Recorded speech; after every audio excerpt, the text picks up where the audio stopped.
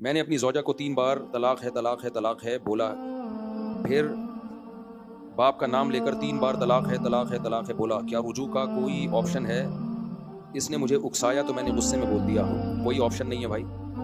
صحابہ کرام کا اجماع ہے اس پر، قرآن میں صاف طور پہ اللہ نے کہہ دیا ہے کہ اگر تیسری طلاق دیتی تو کوئی رجوع کا حق نہیں ہے۔ اللہ نے یہ کہیں نہیں کہا کہ ایک مجلس میں دی ہوں یا الگ الگ مجلس میں دی ہوں، یہ خام خواہ قرآن کی طرف ایک غلط چیز منسوب کر دی ہے بڑی ڈھٹائی کے ساتھ۔ ہاں یہ ضرور ہے کہ سورہ طلاق میں اللہ نے طریقہ بتایا ہے کہ اکٹھی مت دو، 3 مہینے کے ایک مہینے کے وقفے سے دو، اور اس کی وجہ بھی اللہ نے بتائی